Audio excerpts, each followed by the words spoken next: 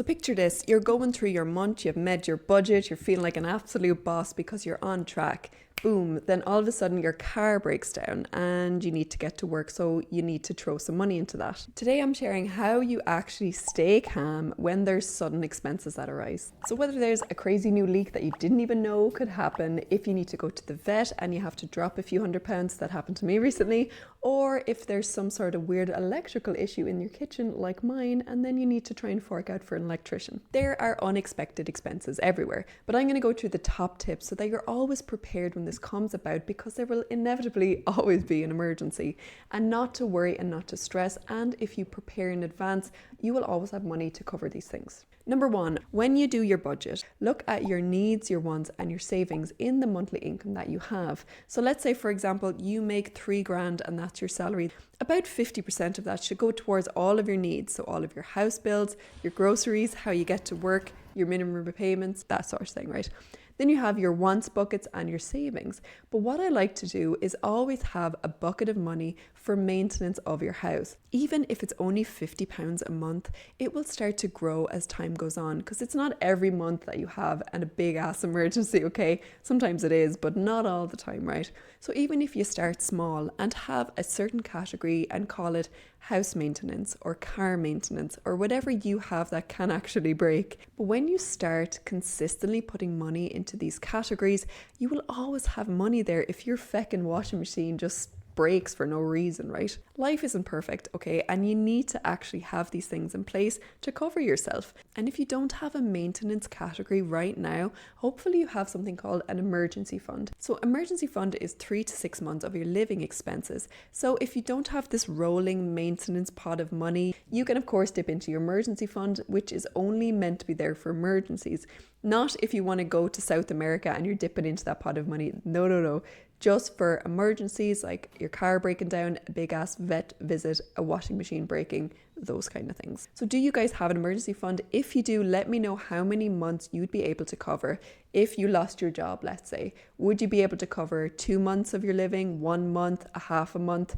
Once you start to bring this into the forefront of your mind, you realize, oh man, I don't have any money at all in that pot. I need to start slowly building it up over time. Number 2, ask, is this a panic or a problem? Sometimes you need to just stop and say, okay, do I need to sort this straight away? Is it super urgent or can it wait a day or two? For example, I had this really random dripping leak happening at the back of my toilet, right? And I first noticed it and I was like, oh my God, I wasn't sure if it was condensation just dripping. So I didn't initially call a plumber. All I did was get like plumbing tape and wrapped it up, and honestly it was good to go for like a good 2 weeks. And then after that 2-week period I realized, no, this dripping is still happening and it's not getting any better, and then I called a plumber in. But sometimes these things are just minor things that you can fix yourself. I don't have any plumbing experience, so I didn't know what to do, so I had to call in the big guys. But it's okay to just wait, because if I had to immediately call a plumber on that Sunday night when I noticed it first, I would have had to pay extra because it would have been an emergency call out fee. I may have had just Googled the first thing and the first plumber I'd seen, I would bring him in, and he may not have been the cheapest or the most recommended or reliable. So when you pause first and then purchase and figure out the problem, it's usually a lot better for your wallet and for the actual thing as well. So a surprise dentist bill if you've cracked open your tooth, yes, for the love of God, go to the dentist straight away. But if there's something on sale, like, ooh, there's a washing machine on sale that's half price, but your washing machine is absolutely grand, that's not an emergency, you don't need to sort that out. That's just you fantasizing about new stuff. Stop that. Number 3 is to do a quick budget rebalance. Once the dust settles, and if you've had a big surprise expense in that month, it's important to readjust your monthly budget.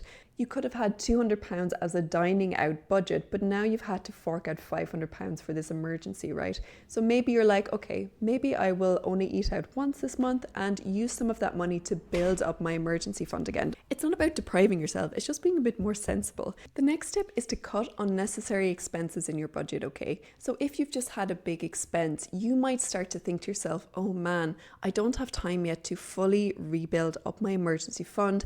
Are there other ways that I can be a bit more intentional with my spending? So do I need Netflix, Amazon, Disney, and Paramount subscriptions? No, I don't. So you can start to just readjust how you spend your money. If you're buying clothes and you had £300 of a clothes budget, maybe reduce it down to £50 and just get a cute top for yourself. You will start to really understand and think how you spend your money, and it's not always about spending what's in your budget. If you've £300 for clothes, you don't have to spend £300 on clothes if you don't see anything that month. You have to understand where your money is going and not just always allow yourself to spend just because there's money there. If you've money sitting in your account, it's not always a permission to buy the first thing you see. You do want to be a bit more intentional about where your money is going so you prevent all of this clutter building up in your home. The next tip is to automate your recovery process. So for the following few months, you should try and automate your savings. In fact, you should do this all the time.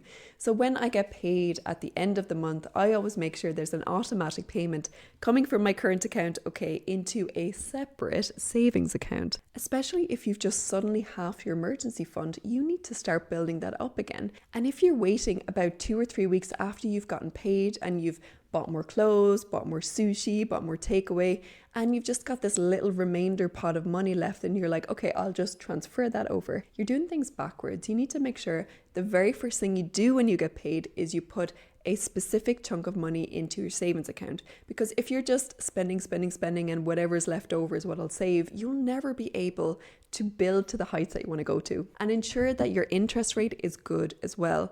You need to make sure it's easily accessible. So it's not a fixed rate account, because fixed rate accounts means sometimes you can't touch that money for 6 months, 1 year, 2 years. And if there's a feckin' emergency, you don't want it fixed in an account like that. It has to be easily accessible, but also high interest rate. If you've got £5,000 in a high yield savings account and that's part of your emergency fund, it can actually grow with time, because if you haven't had an emergency in a while, you're gaining interest there. So it's really good to have a high interest account so that you're getting free money. Hello, free money is great. Do you have your own ways of dealing with money curveballs? Let me know down below and we can all learn from each other. And if this video has helped you, I think this video here will also help you on your wealth journey. And about 80% of you who watch don't subscribe. So if you found value in this video, please subscribe. That really helped the channel out. And I appreciate everyone with all the super nice comments lately, and I read all of your comments, so thanks a million. But I shall see you in the next video, guys. Thanks. See you soon. Bye.